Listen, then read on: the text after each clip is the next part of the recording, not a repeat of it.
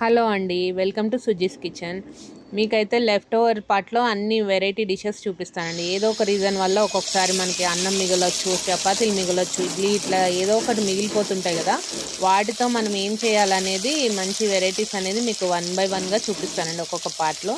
ఇప్పుడైతే నాకు రాగి ఇడ్లీ మిగిలింది ఒక 8 పీసెస్. దాన్ని పీసెస్ లాగా కట్ చేసుకున్నాను. ఇలా ముక్కలు ముక్కలుగా క్యూబ్స్ లాగా కట్ చేసుకొని ఆయిల్‌లో ఫ్రై చేశాను.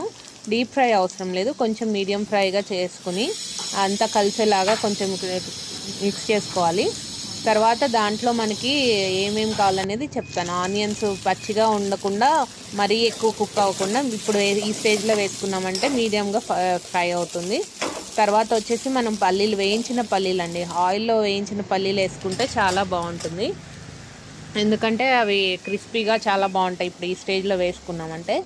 తర్వాత ఒక పచ్చిమిర్చి సన్నగా కట్ చేసిన పచ్చిమిర్చి వేసుకోవచ్చు. తర్వాత గరం మసాలా అండి, నేను ఇది బయటది వేసాను, మీరు ఏదైనా గరం మసాలా వేసుకొని ఇంట్లో చేసిందైనా సరే. తర్వాత మనకి సాల్ట్, తర్వాత కారము మనకి రుచికి సరిపడా వేసుకుని ఒకసారి మిక్స్ చేసుకుని దీన్ని కొత్తిమీరతో కానీ ఏదైనా దాంతో గార్నిష్ చేసుకోవచ్చు. కొత్తిమీర, క్యారెట్ తురుము లేదంటే దానిమ్మ మితులు ఏదో ఒక దాంతో గార్నిష్ చేసుకుని వేడిగా సర్వ్ చేయండి. లెమన్తో వేస్తే టేస్ట్